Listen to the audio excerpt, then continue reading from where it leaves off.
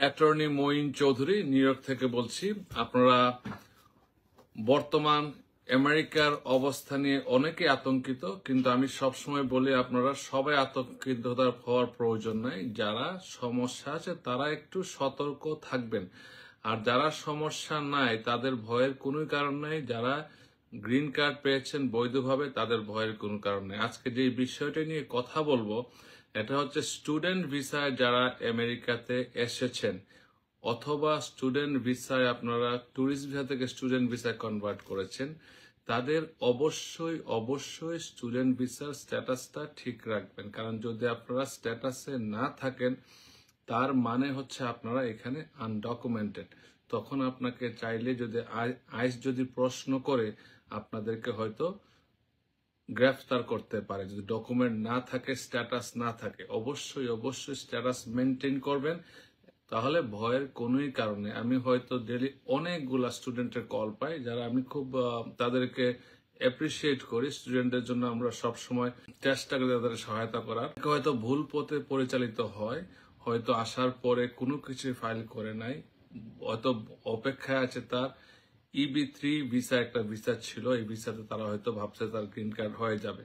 কিন্তু আপনাদেরকে মনে রাখতে হবে যে কোনো ভিসাতে যে কোনো ক্যাটাগরিতে গ্রিন কার্ডের জন্য অ্যাপ্লাই করার আগ পর্যন্ত আপনার কিন্তু আমেরিকাতে স্ট্যাটাস মেনটেন করে থাকতে হবে। যদি আপনার স্ট্যাটাস মেনটেন করে না থাকেন, একদিন যদি আপনাদের স্ট্যাটাস না থাকে তার পরবর্তী কিন্তু আপনি অন্য কোনো ধরনের কেসে অ্যাডজাস্ট করতে আর পারবেন না।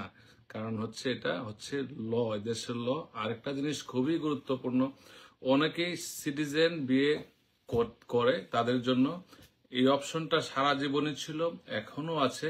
যারা সিটিজেনের সাথে বিবাহ বন্ধনে আবদ্ধ হন তারা কিন্তু দেশে সহসা গ্রিন কার্ড পেতে পারেন। কিন্তু যদি গ্রিন কার্ডধারী কাউকে কেউ বিয়ে করে তখন কিন্তু এই জিনিসটা এত স্মুথ হবে না। যদি কেউ গ্রিন কার্ডধারী কাউকে বিয়ে করে, যদি তার স্ট্যাটাস না থেকে থাকে, আনডকুমেন্টেড হয়ে থাকে অথবা এক্সপায়ার্ড ভিসা নিয়ে থাকে, তার কিন্তু এখানে অ্যাডজাস্ট করার সুযোগ নাই। আবারও বলছি, যদি গ্রিন কার্ডধারী কেউকে আমেরিকায় বিয়ে করে অ্যাডজাস্ট করার চেষ্টা করে, তাকে অবশ্যই এই যে অ্যাপ্লিকান্টকে অবশ্যই স্ট্যাটাস থাকতে হবে। হয়তো তার ট্যুরিস্ট ভিসার স্ট্যাটাস থাকতে হবে, স্টুডেন্ট ভিসার স্ট্যাটাস থাকতে হবে। অন্য কোনো স্ট্যাটাসে না থাকলে তাকে ওই অ্যাডজাস্টমেন্টটা কিন্তু কখনোই আর হবে না, unless he or she become the United states citizen.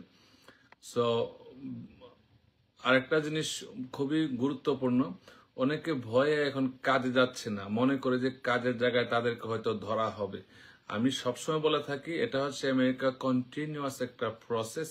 Fugitive unit আছে, আইস ইমিগ্রেশন কাস্টমস এনফোর্সমেন্ট একটা ফিউজিটিভ ইউনিট আছে, যাদের কাজই হচ্ছে যারা ডিপোর্টেড হয়ে গেছে, যাদের অর্ডার অফ রিমুভাল পেন্ডিং আছে তাদেরকে খুঁজে বের করা এবং তাদেরকে অ্যারেস্ট করে তাদেরকে এক্সপায়ার রিমুভাল করে পাঠিয়ে দেওয়া।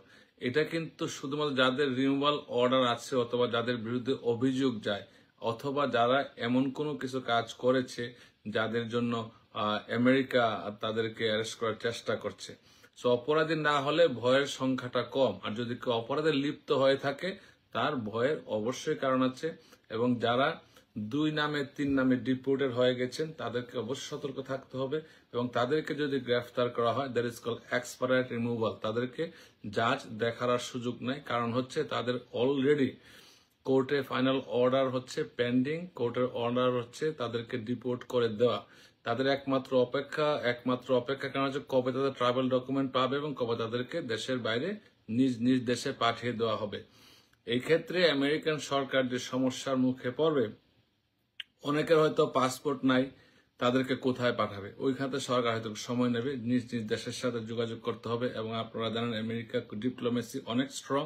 আমি সবসময় বলি American immigration policy is the best policy in the world. কিন্তু আমাদের সমস্যাটা হচ্ছে ইমিগ্রেন্ট কমিউনিটি অনেকে আইন ভঙ্গ করেছে, আইন মানতে চাচ্ছে না।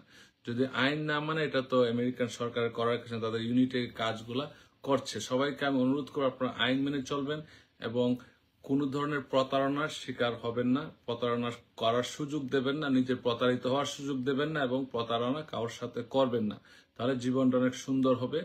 এবং আমি অ্যাটর্নি এট ল হিসাবে 50 স্টেট সারা ওয়ার্ল্ডে ইমিগ্রেশন ল প্র্যাকটিস করতে পারি, কোনো বাধা নাই। কিন্তু আপনি সবাইকে অনুরোধ করব, যাদের কেস বর্তমানে পেন্ডিং আছে, কারোর সাথে লয়ারের সাথে আছে, আর যদি কোনো ভয় পান, মনে করেন যে আপনার সমস্যা হতে পারে, আপনি অ্যাটর্নি সেল নাম্বারটা সাথে রাখবেন।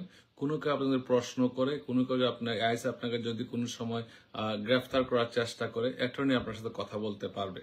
অ্যাটর্নি যদি আপনার সেলফোন নাম্বারটা সবসময় সাথে হ্যান্ডে রাখবেন, যে অ্যাটর্নি আপনার আছে না কেন, যদি আপনার এরকম ভয় থাকেন, অ্যাটর্নির সেল নাম্বারটা, সেলুলার নাম্বার, মোবাইল নাম্বার অথবা ডাইরেক্ট নাম্বার, কারো হয়তো সেলুলার নাম্বার দিবেন, ডাইরেক্ট নাম্বার যা আপনি ইজিলি যেন অ্যাক্সেস করতে পারেন, এরকম নাম্বার রাখবেন, যে তখন আপনারা হয়তো একটু স্বাচ্ছন্দ্য বোধ করতে পারেন। আমি সবসময় বলি, ভয় না পেয়ে সমাধান করার চেষ্টা করুন, এবং এই ক্রান্তির লগ্নে যদি নিজের পরিবার পরিজন যাকে ট্রাস্ট করেন তাদের কাছে আপনার পার্সোনাল ইনফরমেশন দিয়ে রাখবেন। প্রয়োজনে যদি কোনো সময় গ্রেফতার হন অথবা গ্রেফতার হয় কেউ, তাকে যেন আপনারা সহায়তা করতে পারেন। অনেক ক্ষেত্রে সহায়তা করার সুযোগ আছে, অনেক ক্ষেত্রে সহায়তা করার সুযোগ নাই। আবারও বলছি, যাদের ডিপোর্ট হয়ে গেছে অলরেডি 1 নামে 2 নামে, তাদেরকে অনেক ক্ষেত্রে অ্যাটর্নিরা তাদেরকে হেল্প করার যে সুযোগটা অনেক কম, তাকে এক্সপায়ার রিমুভাল করা হবে।